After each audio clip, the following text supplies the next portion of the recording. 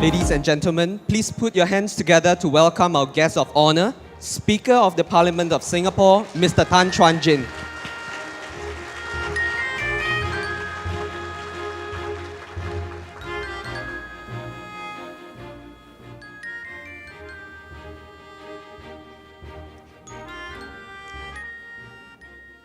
Good morning, Speaker Tan Chuan-Jin, Professor Chung Hee Kee, Professor Swee Kai Chong, Mr. David Chua, Mr. Ong Kah Kwang, ladies and gentlemen. A very warm welcome to the Singapore Service Learning Symposium 2018. We are gathered here today at the UOB Ability Hub in the Enabling Village, and we would like to give a special mention to Today Enable Fund on the venture and partnership for this symposium. The Today Enable Fund focuses on efforts to enhance education, skills and employment prospects of persons with disability in the wider community. Now, I hope you guys are wondering who we are. Allow us to introduce ourselves. My name is Marvin. I'm an SUSS student leader. And I'm Janani, a Youth Corps Singapore youth leader, And we'll be your MCs for today. We represent the co-organizers of this symposium, Singapore University of Social Sciences, SUSS, Youth Corps Singapore, YCS, who have been in partners in advancing service learning for the past 4 years, together with many of our community partners. YCS and SUSS are part of the community and ecosystem that encourages every youth, such as ourselves, to develop an understanding of societal issues through service. Hence, the theme of today's symposium is an ecosystem for collective good. We are gathered here today with more than 200 educators, members from various social purpose entities, and youth with us, all here to learn about how we can strengthen collaboration and contribute to the ecosystem of collective impact. To commence the symposium, we would like to invite Professor Chung Hee Kee, President of Singapore University of Social Sciences, to deliver the opening remarks. Professor Chung, please.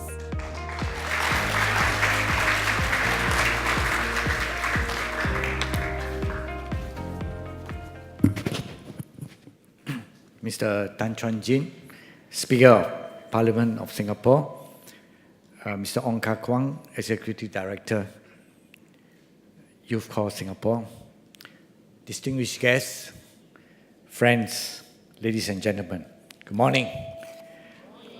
And I want to warmly welcome you to the Singapore Service Learning Symposium. Let me first thank our partner, Youth Corps Singapore, or YCS, and my colleagues from the Singapore University of Social Sciences, or SUSS, for their great effort in organizing this event. This is the second Service Learning Symposium YCS and SUSS are co-organizing.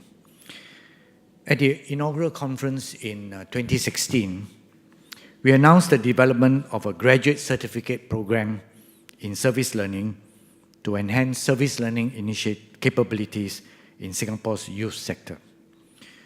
This meets the growing need for effective service learning practitioners who can play a key role in facilitating service learning programs and experiences, which enable our young to learn from the communities. Crucially, we purpose to nurture the next generation of youth who can effectively and meaningfully serve society. We have designed 3 modules for the program. Through this, learners are able to gain an in-depth understanding of service learning and its practice as a pedagogy in local and international contexts. The first run of the 2 modules has been successfully completed with positive feedback from all the participants. And by November this year, all 3 modules will have been offered. A meaningful theme has been chosen for this symposium, which is an ecosystem for collective good. It focuses on how different stakeholders can build a collaborative ecosystem to improve community initiatives for collective impact. We have with us today some 200 participants from the youth, social service, and education sectors, and a wide spectrum of community partners, agencies, and emerging youth leaders. And it is encouraging that many who were with us last in 2016 have joined us today. This year's symposium also serves as preparation for Singapore's service learning community in the lead up to the 7th Asia-Pacific Regional Symposium on Service Learning to be held in Singapore for the first time in June 2019, hosted by SUSSG. The symposium theme underscores a basic tenet for success in a wider context beyond service learning. It is about a collaborative effort within an ecosystem that encourages, facilitates, and taps on collaboration that will win the day in the future. It is not just government doing social good, or social help organizations, or individuals, or a combination of some of these. But it is many eyes and many hearts working jointly and synergistically for the good of all. It is pooling resources, sensing the right touch points, avoiding distortions in interventions, building sustainable systems for social well-being, and developing leaders and followers for the cause. At SUSS, we endeavor to form attitudes, mindsets, and behavior in our students that prepare them for service to others after graduation through our 3H educational philosophy. Head, which stands for knowledge with practical application. Heart, which is about social conscience. And habit, which is about self-directed lifelong learning habits. Following our renaming as the Singapore University of Social Sciences last March, we seek to ensure that all our disciplines create strong and positive social impact. We want our staff, students, programs, and research to have hearts in the right place, which is to develop a heart for others and contribute to the betterment of society. So at today's symposium, participants will get to learn and share how they can jointly create this ecosystem for collective good and define and build shared values that will drive action for doing good across our communities. And not to forget, let us also visit the exhibitions by SUSS, the National Council for Social Service, the Youth Corps Singapore, and various social service organizations outside, where we can find out what the different groups are doing for the community. At SUSS, service learning is a graduating requirement for our full-time students. It is conceived as an integral part of the university's learning ecology and an initiative to empower students to further cultivate and act on their sense of social responsibilities. Our students participate in activities which are coordinated with do-good organizations and with the community. In this partnership, social service and community organizations serve as co-educators to facilitate cross-sector guidance of our students in service learning. And let me mention 3 full-time SUSS students who have benefited from such opportunities. Law Jia Yi. And where are you, Law Jia Yi? She's here. She's our first-year social work student, a youth corps aspiring leader, and she works with her community partner, Lakeside Family Services. She is involved in Expedition Agape, a Lakeside Family Services initiative, where she mentors underprivileged teenagers. It benefits both ways. The teenagers learn from Jia Yi and vice versa. And in the process, relationships are built, experiences are shared, and beliefs are imparted. And now, Jia Yi has also just started her learning journey with Rainbow Center, a non-profit organization for persons with developmental disabilities. Then there's Rohini Ravindran. Rohini, that's where she is. She's our first-year accountancy student. And Rohini is on her way to become a Youth Corps aspirant leader and serves with rich community services, where she teaches photography and videography to at-risk youth. She's also an active member of SUSS Service Learning Inspire, an SUSS initiative to inspire and serve the SUSS student community to enrich their lives through service learning. And through these experiences, Rohini has gained a deeper understanding of the community needs and strengths. And the third example is Amanda Chiang. Amanda, are you here? Oh, there she is. She's graduating this year, fourth year accountancy.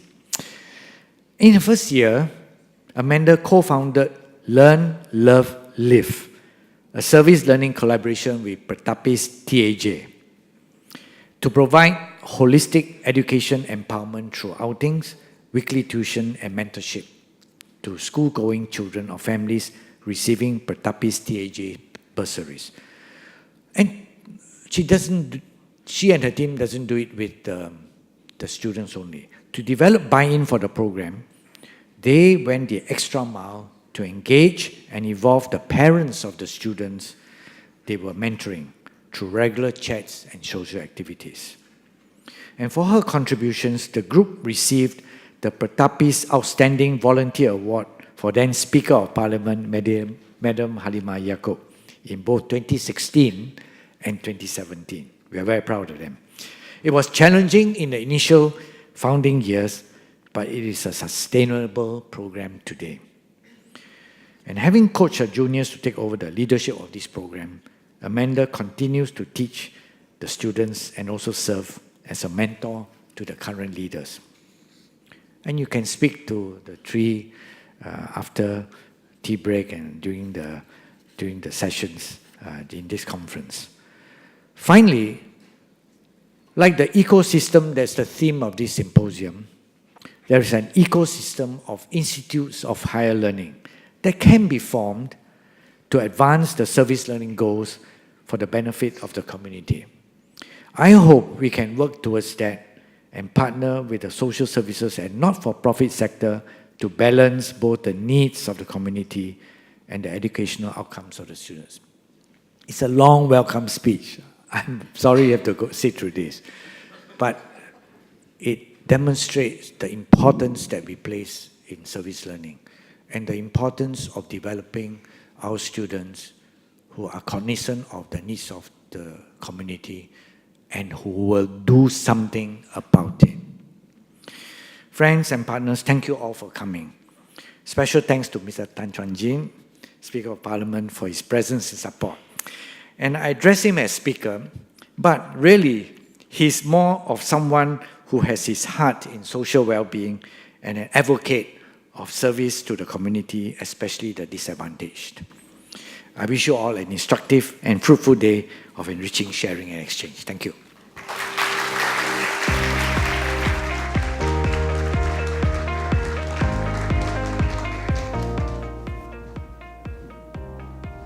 Thank you, Professor Cheong, for the warm welcome. We are also honored to have Mr. Tan Chuan-Jin, Speaker of the Parliament of Singapore, to deliver his welcome address. Since his time as Minister for Social and Family Development, Speaker Tan has been a strong proponent of partnership and collaboration amongst the community. Speaker Tan, please.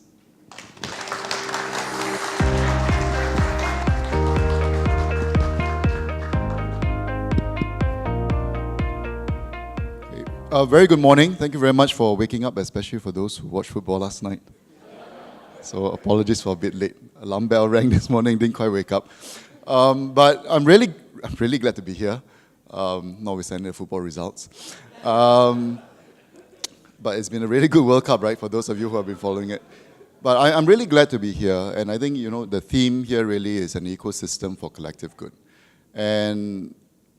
And I'm very glad. I understand this is the second symposium. Last year, I think a lot more educators, but this year, a lot more diverse participants from the different groups. So you have students, you have student participants, educators, youth corps, VWOs, some of the government agencies. And And the key thing that I think some of you who have begun participating on this front, especially collaborating on in various areas of work, is that collaboration is really key. And what surprises me really is actually how much collaboration, how much more we can really do on this front. Although sometimes we do meet, we sort of know each other, but we don't actually often get together and actually talk and discuss. I mean, for example, as part of the SG Cares effort, we are running 2 pilots, one in the Jurong area, one in my area, near the Bedok area, and then we got the different VWOs in the area to get together with the local community leaders, sit down, talk. They sort of know each other, but what I found when you have the group discussions is that they begin to realize, oh, you are doing this. I didn't realize we're also doing this. Then you can see the ideas coming forward. How can we collaborate better? How can we coordinate? Sometimes just by time and space, same amount of effort, a lot more could be done. And that seems to be a recurrent story. And it's the same for government agencies. And I'll tell you that one of the things that I learned very early on as an MP on the ground is that there are issues. And I remember one of this was a shit smearing incident, right? It happens in the community, and one of the neighbors was smearing feces on the wall. Clearly, some mental health issues, some disability. So is it a HDB problem? Is it a police problem? Is it a town council problem? Somehow it's actually everybody's problem, but not quite who takes charge. And one of the things I remember just as an MP watching the email trail going round, and no one quite taking a step forward. And then finally, when you intervene or when you come in and somebody finally raises it to your attention, you realize it's been percolating for the last 5, 6 months, etc., etc. But the moment people get together, things change. And that's where I realized that even just getting our own government agencies together, to do retreats together, for them to begin to realize it's not just this email name that you email to, but they actually begin to get to know each other as people and become friends. Things begin to change. And then when you layer on the FSCs, you layer on the VWOs, the SSOs. So we take a very collaborative approach on the ground because we realize that there's so many different players. So it is akin to the phrase that we often use, right? Many helping hands. So it's a good problem. We have many helping hands. But the brains that are attached to the hands don't come together often enough. So we are groping all over the shop. So sometimes there are overlaps, sometimes there are gaps. But the moment we talk, we realize actually there are a lot of resources available and things begin to happen. So coming together, even at sessions like this, you find there's a lot of energy, a lot of synergies, a lot of ideas. But what I'd like to take the opportunity to do this morning, and I know I'm preaching to the converted, but I think it's always useful to reiterate again what we are doing and why it is so very important. And this is something I personally feel very convicted by. And I think the idea of an ecosystem for collective good is very much what the whole idea about what SG Cares is about. And I think we all kind of know, but I think it's useful for us to perhaps reflect and to realize why it is really, really so important. I think all of us who have been involved in this sector, you will know that the work that we do makes a lot of difference. The social sector is about how we could make a difference, and from my perspective, not just when people have issues, from a preventive perspective, how do you help those who are disadvantaged, those who are disenfranchised, the disabled, the many, many different needs that we have, even in the first world country like Singapore. You don't need to really travel to another country, to a third world country, to repair wells and stuff like that. But when you travel, you also realize that even the issues we face here, comparatively to many other places, not quite so acute, but we have very real needs in our communities. Recently, all this talk about social stratification, inequality, well, there are things that we can do. Often I find that there's more talk than action, but when we begin to act, not only are we able to help those who need help, I think if we organize ourselves well, so why the collaboration is important, we can begin to do preventive work, which is key. And I think many of you who are in the space will know it's far better to prevent than to repair where we can. But what I want to remind us is that the social sector, I think, and the work that we do here isn't just about the old, the disabled, the disadvantaged. It is. But it is very much about the society we want to build. And you will also know that in the process of giving, I think we receive. Change begins to happen, isn't it? You have seen, for those of you in the VWOs, you've seen some volunteers who are involved, sometimes cannot force because company make us do CSR work, so bo pian got to come. And I'll just share an analogy. Last week I visited Club Rainbow Center. I mean, I'm a patron so that's my first sort of official visit, and they briefed me and they shared with me one company who was doing CSR work, and there was one particular staff from that company that was had very bad attitude. But the second time he volunteered to come for the activities, and the company freely shared that actually the whole attitude changed as a result of the work that was done. And I think many of you understand that. And this is where I hope that we realize that actually it is very much also about us, the volunteers. Because if you think about it, right, what other platforms do we have in our society to change society? When the work that we do is about bringing people on board. So we are involved in the work to help those who need the help. But I would like us to also remember that it is not just about that. It is much bigger. It's an opportunity for us to build a very different society. Yesterday in Parliament, MP Rahayu shared that she had a child with Down syndrome. I'm not sure whether she had publicly shared that before, but I remember that the conversation with her very early on when we shared with me, she was very excited as a mother then, but then when she gave birth, she had a child with Down syndrome. But one of the things I've realized is that actually, in some ways, and in many ways, I think the child is also a blessing. Because of the condition, I think we also learn to become a different person. And I think as we are involved in the work, when we talk about inclusive hiring, it's not just about charity, helping someone who has difficulties finding jobs, is giving them an opportunity to participate. When they are in our midst, whatever their disabilities may be, they actually impact us. Our colleagues become a lot more understanding, we become a lot more patient, and there is an impact. And that is the big difference. And as we organize ourselves, this ecosystem for the collective good, it is a way in which we bring on board our fellow Singaporeans to journey with us in this journey, in the social sector. And in that process, that's where the change begins to happen.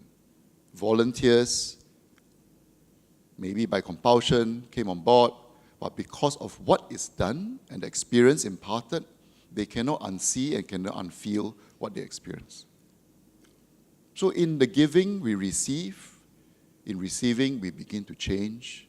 And in changing, individuals hopefully become a better person. Because we learn to be circumspect, right?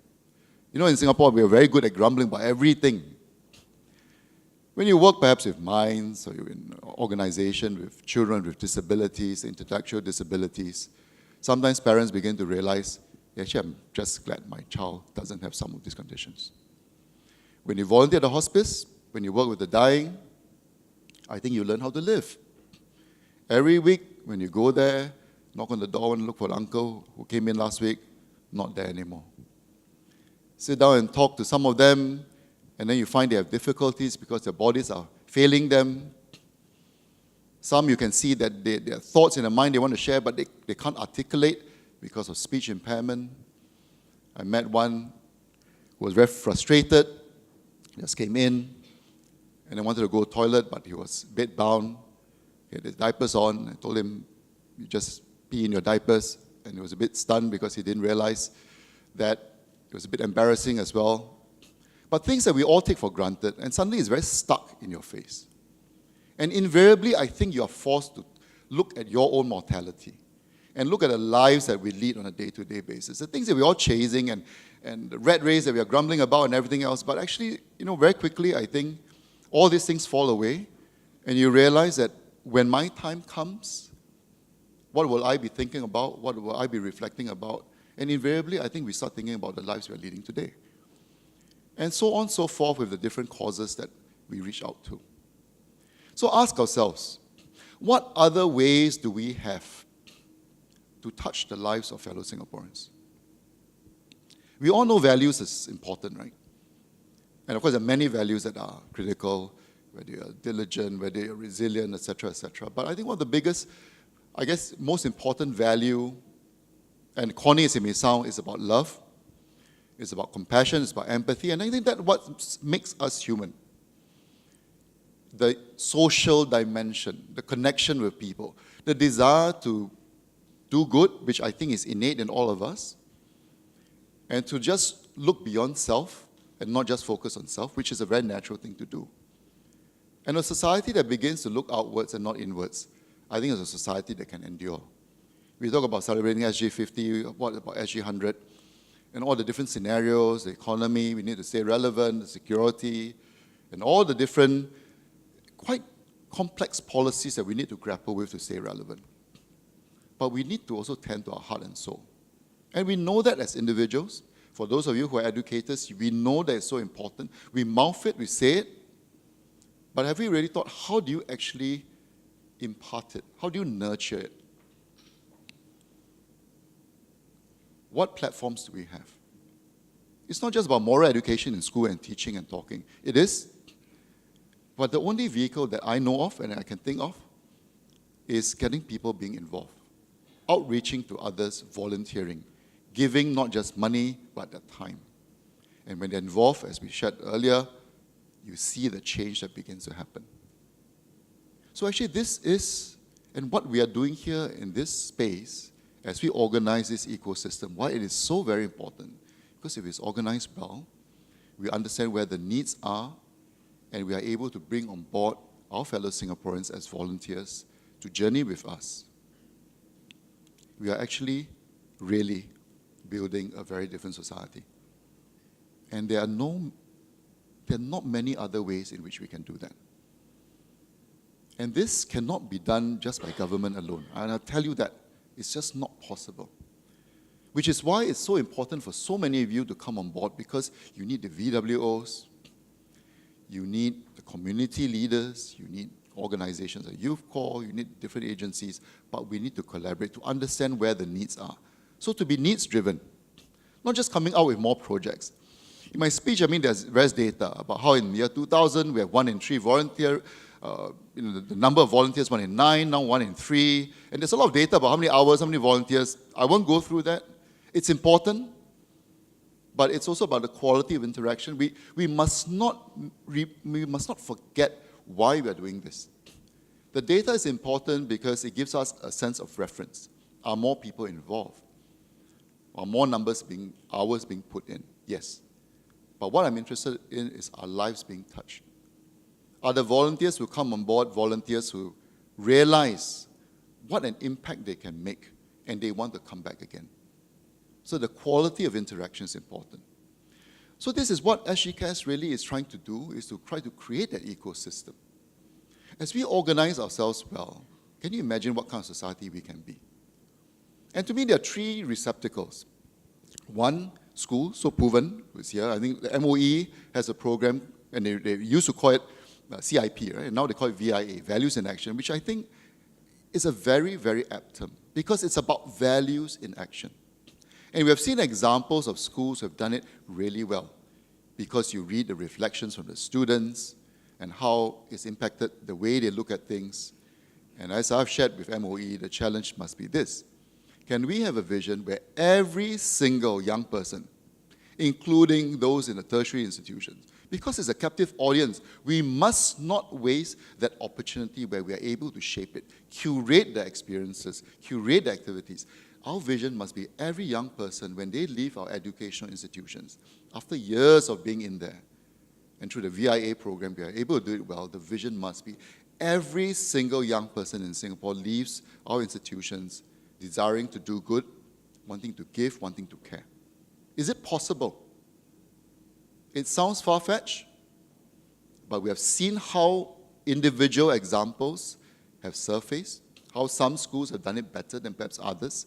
Some activities work better than others, and I know because as a parent, I know what kind of activities my children do, and some really cannot make it one. Right? Good intent, but doesn't quite have the emotional heft and resonance, right? Because sometimes part of the effort, I think, VIA is we want students to have ownership over projects. but as many of you in the VWOs know, and I know VWOs sometimes very scared of volunteers.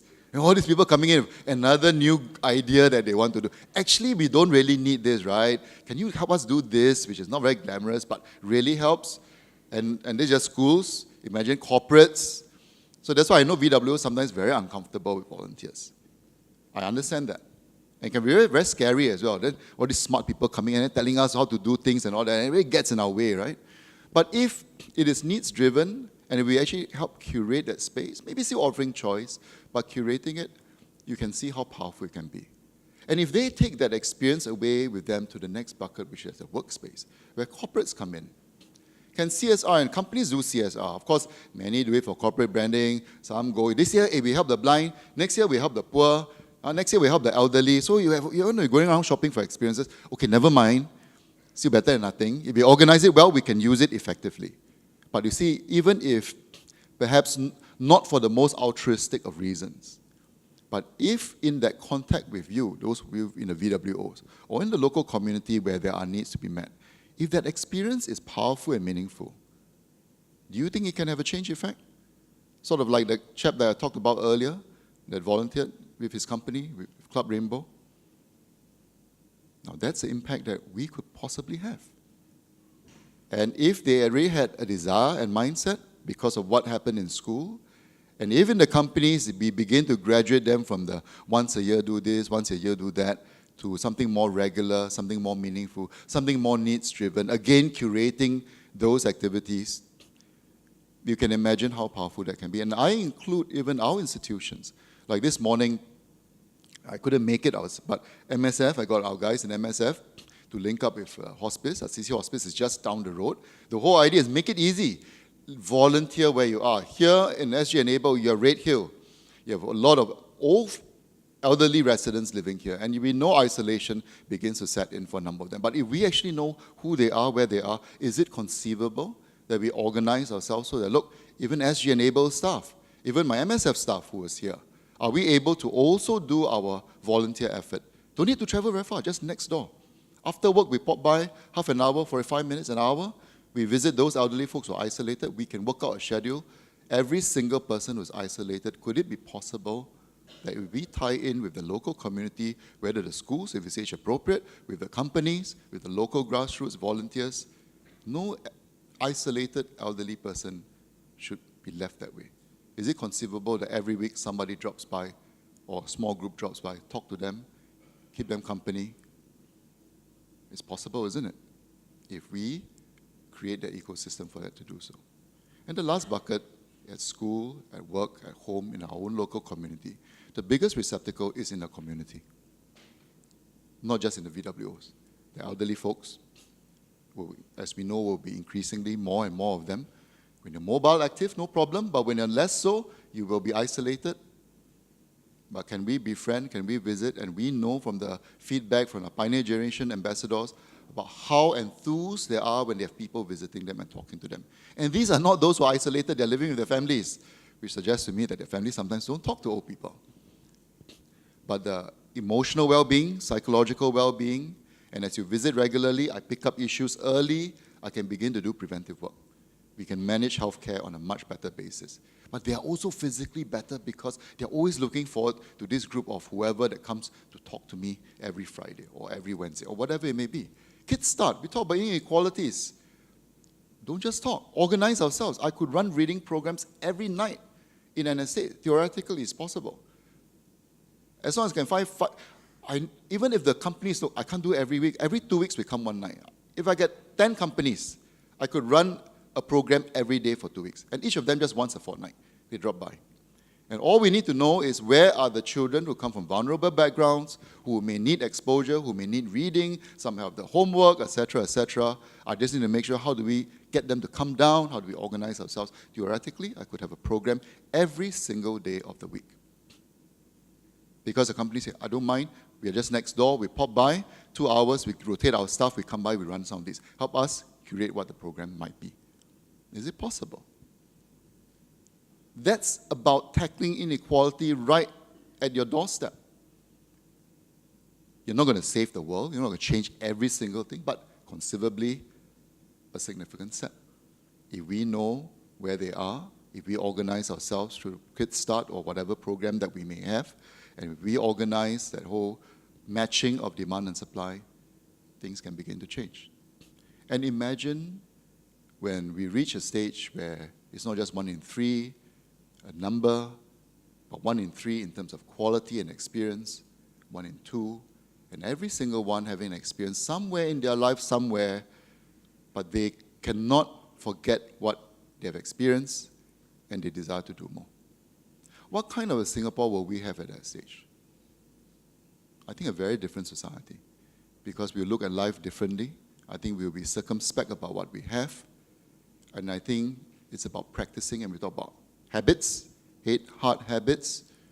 As we do it, it becomes a habit. As it becomes habit, these begin to be ingrained as values. And it's about building a very different Singapore. And the wonderful thing is that you realize it is not as complex as it sounds, but it does require us to organize ourselves better. And for the VWOs, it means that you have additional headcount without necessarily paying for it. For example, one of the groups that I come in contact with, the Japanese Association, I remember visiting Mines a number of years ago, and I realized that the women, so a lot of the expats who are here, their wives, they regularly volunteer in Mines. I can't remember which day that they go. I think they still do. And there's a regular program, and they've been doing it for several decades. In a city hospice, the residents tell me that, hey, Thursday, all these Japanese ladies come and they give us foot massage and all that. And they're all looking forward to it. And I think they've been doing it for almost 20 years. And just what happens, in one of the Thursdays I was there, and they were really glad. But because this group committed themselves and they self-organize, it allows an organization to then plan. On this Thursday, this activity will definitely take place. My nurses can then free up some resources to do other things. So why I asked also MSF to link up with a CC, because it's just next door, could they also do something equivalent? Is it possible that every morning we will make sure that we have at least 1-2 volunteers in every ward? Before we go to work, we pop by, 7 to 9 in the morning when they wake up. They need to you need to bathe them, change their diapers, etc., etc. And the nurses are always stretched, because nurses should be doing stuff that only nurses can do, but the rest of us as volunteers, there are a lot of simple things we can do. But if we organize it and a company says, or an organization commits it, so every morning we will do this, or every Thursday we'll do that, every Tuesday, whatever, you can imagine as the slots begin to be filled, it allows an organization to actually begin to plan. The challenge is loose volunteers. Sometimes come, sometimes don't come. Not easy. Which is why, to me, if schools, corporates can begin to organize ourselves well, we match it, it makes a great deal of difference for those who are VWOs. But we also need VWOs for the receptacles to readjust. So as you evolve the ecosystem, it is also about you being volunteer ready.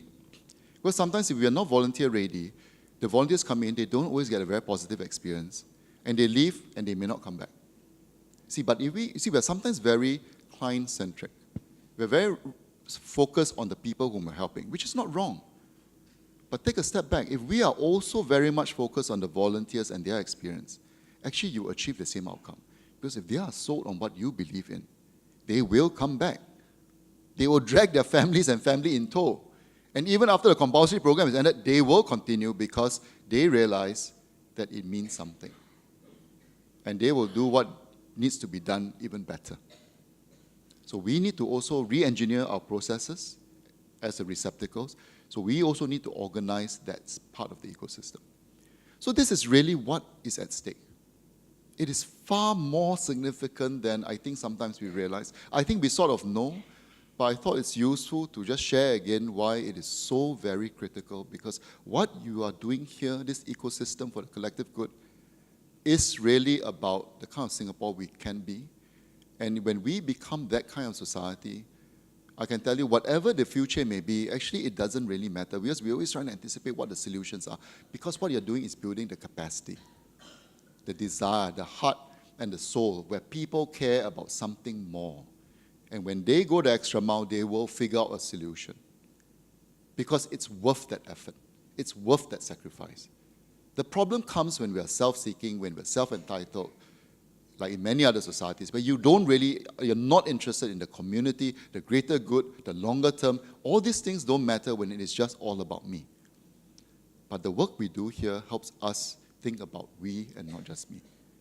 And when that happens, whether it's a civil servant, whether it's a citizen, whether in the VWOs, because we care about something more, we will go the extra mile.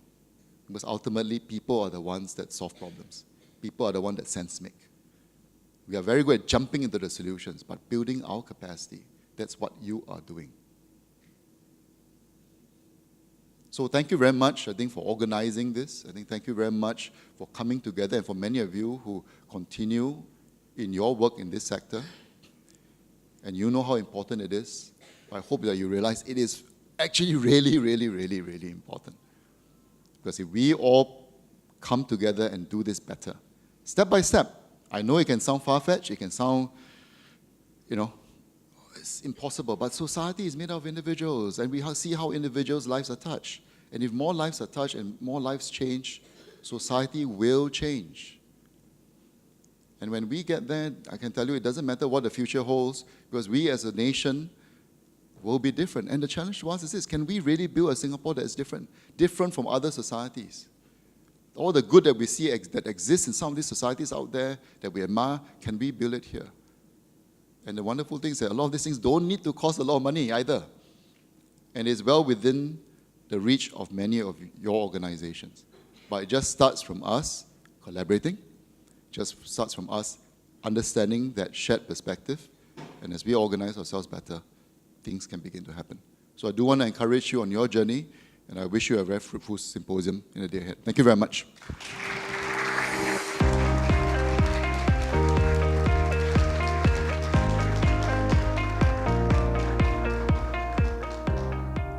Thank you, Speaker Tan, for your sharing. Next, for the keynote address, it gives us great pleasure to invite Dr. Goh Leong. Dr. Goh is the chairman of HealthServe, a non-profit organization that provides affordable healthcare, social assistance, and skills training to migrant workers in Singapore.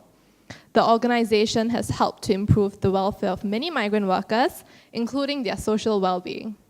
Dr. Goh is also the recipient of the Straits Times Singaporean of the Year Award for 2017. May we please invite Dr. Goh now, please.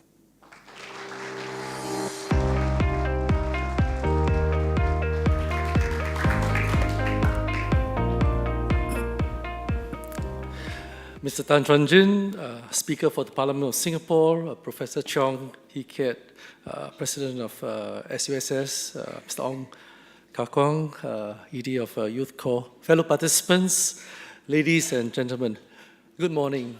One of the blessings I have to be invited for a symposium like that is sometimes the makan. And as I was driving here, I was really looking forward to driving to Enabling Village, because driving here energizes me. Coming in here, usually, the people I meet, the food I have, I makan here, and the conversations I have usually gives me new ideas. And so I was quite looking forward, because I was thinking to myself, today I'll be meeting 200 or 300 people who are in this space, and so I was really looking forward to the surprises. And true enough, as I came in for the breakfast, I saw all these people. I went around quiet. I was trying to be quiet, and then I met some friends, had wonderful conversations, and it ranged from business talk. Someone from NYCSG was talking to me right away from William Goh about the volunteer management program. We're discussing stuff, so it's business. But I want to share with you one really interesting conversation I had, or discovery I had this morning. Well, I met someone, and I met the very person who first introduced me to the word service learning. I never heard of this. It was about 10 years ago. I met this person, and it's been a wonderful journey. And I was thinking to myself, wow, I'm here speaking to a service learning crowd, all the experts. I've really come one full circle in a way, and I'm really thankful for this privilege to be here this morning. And by the way, the person who introduced me to the concept and this whole concept of service learning happens to be the wife of my co-founder at HealthServe.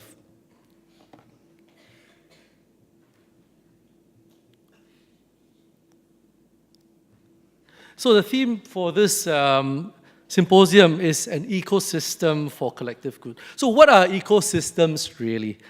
Most of us were first, I'm sure we are all introduced to the term ecosystems, well, at least for me, was as a student in primary school, science class. We would be brought by our teachers to the school pond And then you observe the plants, the weeds, the moss, and sometimes the frog or the toads, yeah, and then there's some of the guppies in it. And and not forgetting the little microcosms, the decomposers and all. And today we talk about business ecosystems, we talk about social ecosystems.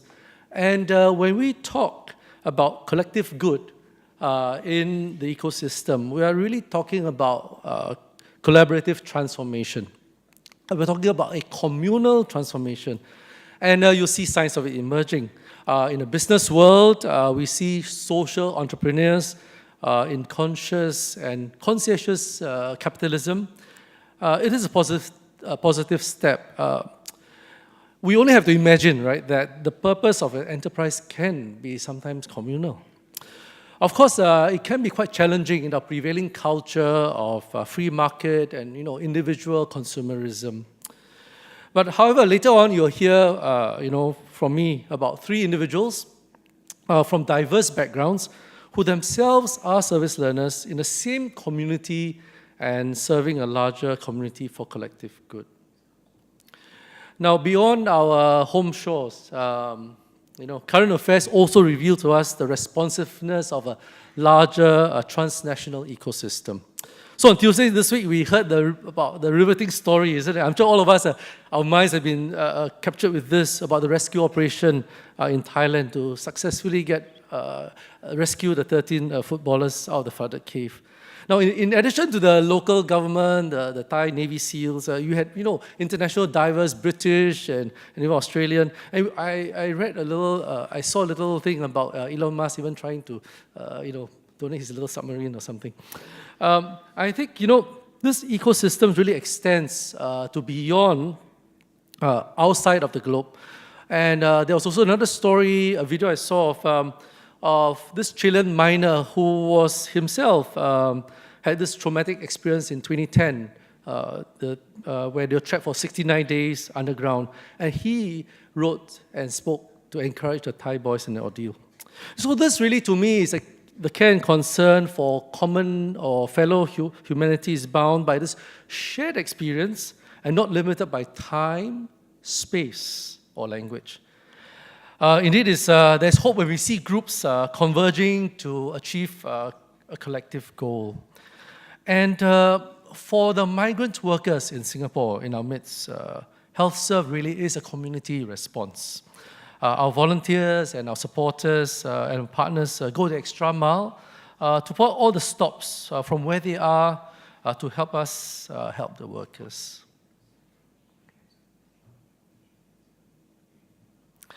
Now, the gist of my sharing this morning can be encapsulated in this one word, Ubuntu. Now, I wonder if any one of you, by the way, in this audience knows what it means, but I guess for social workers you might know, but anyone knows this? How many of you know this word Ubuntu? Can I have a show of hands? How many people know of this word Ubuntu? 1, 2, 3. By the way, for the IT savvy, I don't know, IT people there, I'm not sure. It is not the Linux operating system. There's one called Ubuntu also, okay? But I'm talking about the more philosophical one. So what is Ubuntu? Ubuntu is this African word, right? It has its origins in Zulu philosophy. And Ubuntu says, I am because we are. I am because we are. That my identity as an individual really is a derivative of a larger community comprising of different individuals who are all unique. Now, such a concept, when applied to service learning, can be, very lofty and humbling at the same time. Lofty because the outcome and determining value of the service rests outside the individual.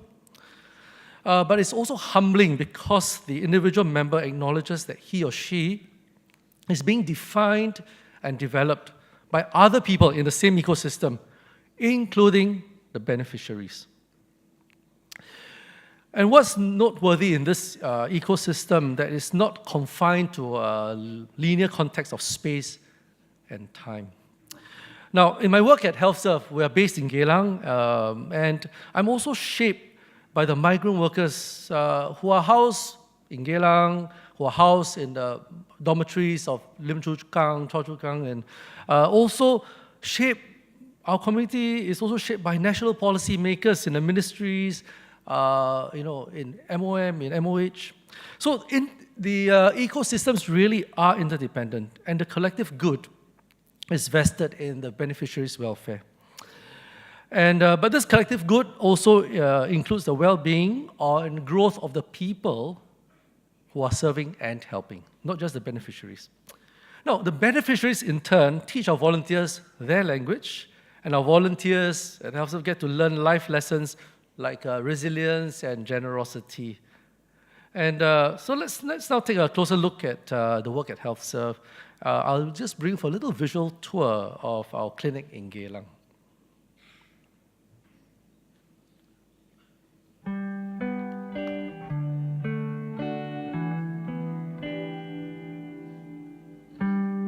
I'm Joshua, I'm a doctor, and I have rotated through many different hospitals and institutions, but right now I'm working at the Institute of Mental Health. And twice a month I actually volunteer as a physician at HealthServe medical clinics, which provides subsidized medical care to foreign migrant workers in Singapore. Foreign workers we see are mainly from Bangladesh, China, or India. On average, for every 2 to 3 hour clinic session, each doctor sees 15 to 20 patients, and there are about 2 to 3 doctors every shift. So what we see are mainly the workers with cough and colds. Sometimes they do have chronic disease like hypertension, and also those who might be suffering from skin diseases like eczema or contact dermatitis. I decided that I want to volunteer at HealthServe because I wanted to play a part for the migrant workers. After I've seen them in the polyclinics and the emergency department where I used to work, and they are really quite sick, and I know that they are always very hesitant to seek treatment because of the cost of care for them, given that they are non-residents. So they hesitate very much when you say that you might need procedure, you might need to stay and get a drip or get treated. I think the most interesting patient for me was one patient who came in to me to just ask me about a mole which he had. And it seemed like it was a long time going that the mole was there, but he just wanted my reassurance that it was alright. So after I told him that it was likely to be fine, after I checked him, I could see that he was very happy. But I was actually very perplexed because I was wondering, why is this man coming to see me? And then it made me think about how I think he seemed to have just wanted to have me spend time with him in the consultation room to show that, there are people who care for him. And actually, I really feel like a portion of the migrant workers feel like they are very lonely here. It just reminds me how I think being there for them is actually what we can do besides taking care of their needs.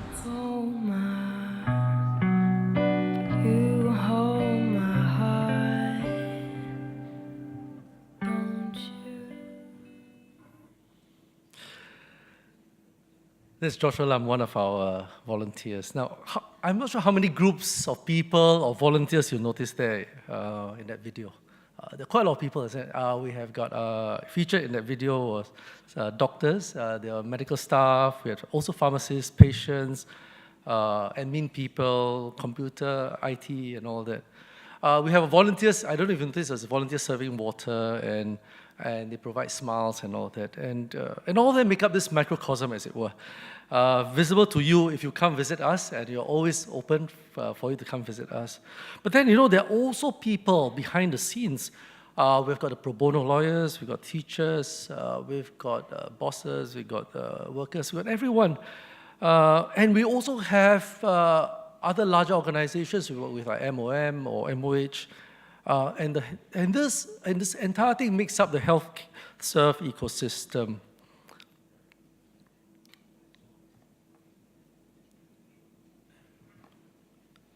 Sorry. Now about Joshua. So Joshua, he started his journey with us as a volunteer doctor. And it was after working for 5 years in the hospital, from which he took a year off to join us for a couple of months. He approached us to do an internship. And it was an unpaid internship. And part of his role would include accompanying the migrant workers, the injured migrant workers, for usually about half a day at a hospital or at a clinic. Now, for Joshua, this was a huge shift from his familiar role as a doctor inside the consultation room. Because now, when he accompanies the worker, he gets to sit outside the consultation room in the waiting area. And so there's this reversal, isn't it? And Joshua was also he's also part of our teaching team. We teach third-year medical students in the global health and migrant health module. And the students learn from Joshua about employee benefits and the challenges and some of the life in the dormitories. At the moment, Joshua is even considering law school and working at the moment he's now working at AIC, Agency for Integrated Care. And perhaps in a few years' time, we might come up with something new for the vulnerable members of our community. And today, he continues to be our standby doctor. Yeah. Now, the takeaway here really is that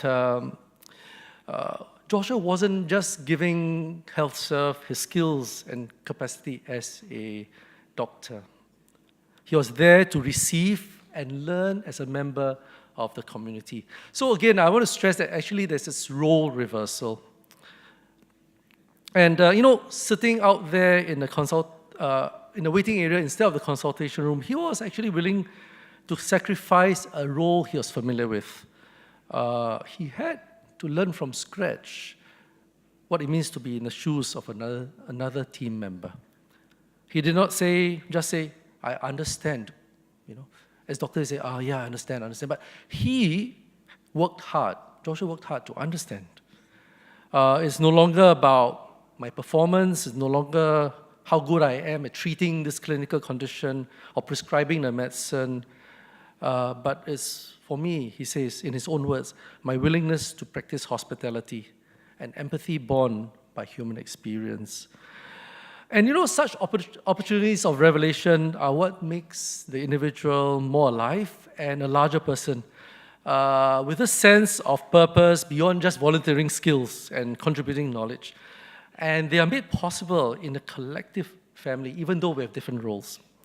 And that's why the collective family is important, because in a community, we develop shared resource of creative ideas, we discover new vistas, as it were, to serve and inspire one another to contribute differently. Now, maybe let me illustrate this point through another member of the HealthServe community.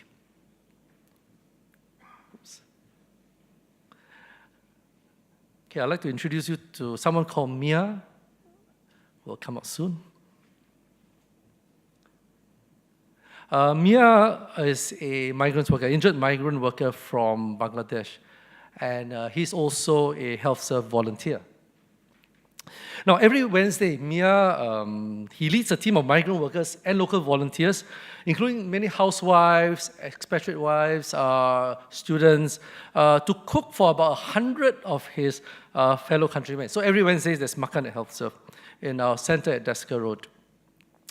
And not just does he help with the cooking, Mia does hospital visits to cheer and comfort other injured workers. So he does hospital rounds with some of our staff. It's Mia in our HealthServe center. And last month, Mia created an opportunity for us to have a really wonderful meal over Hari Raya, or Eid as they call it. So myself, volunteers, interns, and other staff, we were given the chance to eat with them. Now, all the non-Bangladeshis, we were eating with our hands and Bengali style, right? And so we were not just sharing calories, and they had a lot of calories. It's a huge amount of rice. But the workers were also sharing their stories, their values, their customs, and their experiences with us over the meal. And it is these little snippets of experiential togetherness and communal sharing that have really shaped me as the individual in the community I serve. So we have Mia, a volunteer chef, taking care of the palates of our fellow migrant brothers and bringing comfort to the injured.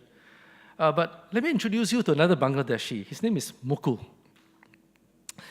So what's Mukul's unique role in this HealthServe's ecosystem? I first met Mukul in our clinic in Mandai. I was with Dr. Tan Leong, and both of us were having this informal conversation with him. And then in our casual conversation, we asked him, so what do you do in your free time? And he said, oh, I write poetry. I said, oh, wow. And sir, I also write short stories. How many of you here do poetry or write short stories? I'm not sure, many of us do, I don't, okay? But anyway, he shared with us that once while working and carrying these large cement sacks, he had been so discouraged with life in Singapore because he had a huge debt and he wasn't paid very much. He wanted to give up on himself and on life. And then he thought about his mother and grandmother. And then he said to himself, I can't give up. So instead, he lifted up his yellow hard hat, and then he took out his precious pen, his ballpoint pen, and he wrote the opening lines of this poem called I Want to Be King. On this cement mix packaging, he wrote it on the paper there. You see, Mukul wanted to be a king of the poor, to champion their cause. And so he lived up to that calling and passion in the HealthServe community as a volunteer translator. With his writing talent, he penned numerous poems through which he advocates for the plight of the migrant worker. And his first collection of poetry was titled Me, Migrant. And that was eventually published and launched at the Old Parliament House some 2 years ago. His second book is called Braving Life. And the interesting thing about this book, that it got translated into Mandarin also, some of the poems, by a group of students from Nanyang Girls High. And so it was this really interesting project, the Poetry Book Project, that flourished in an ecosystem of migrants, students, professors, and volunteers. So all in all, the heart of our ecosystem really is about people and the value they bring to our community.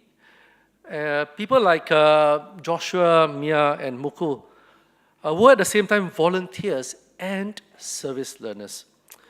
What they have in common is the ecosystem in which they grow as individuals and thrived as a family. Notwithstanding that all three of them came from a very different or very vastly different backgrounds. So it is against this, really against the habitual thinking that social service and volunteerism are just this altruistic mission to respond to the need of another or about giving out ourselves to help one person. But I would like to invite you, all of us here today, to shift this perspective to something larger than yourself, and to what you can think, or what you think you can do for another human being or group. You know, in this process, your identity is being nurtured as belonging to a community. The community in which you are going to learn to receive and to be impacted by others. And there are some characteristics in this shift in perspective that I want to propose to you. Firstly, your willingness to be vulnerable. So vulnerability is important. I think, you know, our willingness to be vulnerable in community when we come into community. The catch is that when we come into community and we open ourselves, really it is quite a scary experience and also risky. But it opens up many possibilities and new frontiers. Now, the second one is that the emphasis is not really on your performance, instead is on relationships. And many of us know that. In other words, your service is not just transactional, like you know how much time you give, how many CIP points I get, but or any job specs. You know, it's more than that. A transactional approach will not go very far because we are talking about fellow human beings that we serve. Relational beings that are fallible.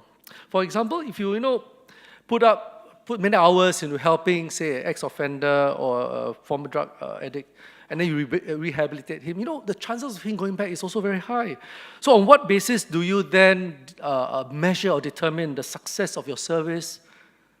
It's tough, isn't it? And it's like, what do you do? I mean, to be in this space, really, we have to be ready for interdependence and also the relational impact to be upon ourselves. It's hard to measure. But relationship can make the difference. And thirdly, if you take up the neighborly commitment as a fellow human being, and along with that, the inherent trust in relationships, it is going to be very important, which is really, in a way, more implied than stated. You don't know what the future will bring, but you have then vested yourself and your identity in the larger context of community. And any visible returns or improvement or outcomes in a certain direction that your help was targeted at, now these no longer take precedence as much as your commitment to the community, just like Mukul, Mia, and Joshua. So in short, for service learning, I'm calling for a shift from the contractual to collaborative. It is about a collaborative relationship as opposed to a contractual one. Now, Joshua came as an unpaid intern. There was no contract, but there was an expectation of a collaborative experience that he's here to learn from and also be a part of. Now, take Mukul. He had only known a very harsh contractual agreement that he signed that binds him as a construction worker. He signed a contract which he barely understood or knew its implications. But he was too disenfranchised or powerless not to sign it. Food and survival and his family depended on it. But at the HealthServe community, he was an active contributing member. And he came, without fail every Saturday to volunteer without any expectation of payment, on par with Joshua and many other volunteers, staff, and other migrants. And so it is Ubuntu, the belief in a universal bond of sharing all that connects humanity. Humanity is a quality we owe each other. We can help improve one another to sustain in this otherness creation. It implies that everyone with different skills and strengths, and through mutual support, they can learn to help each other and to complete themselves. And the resulting collaborative work within these spontaneous communities transcends the individual feel-good factor or transactional exchange. And it gives significance to the value of being human. So our mission for all of us, everyone, our mission on earth really is to be keepers of one another. And that really is the basis of Ubuntu. I am because we are. And I would like to end with a quote from former President Barack Obama when he was at a memorial service for Nelson Mandela. And this is what it says. There is a word in South Africa, Ubuntu, a word that captures Mandela's greatest gift, his recognition that we are all bound together in ways that are invisible to the eye. There is a oneness to humanity, that we achieve ourselves by sharing ourselves with others and caring for those around us. So with that, I'd like to thank you for inviting me, and I look forward to meeting all of you and for you to share stories with me. Thank you very much.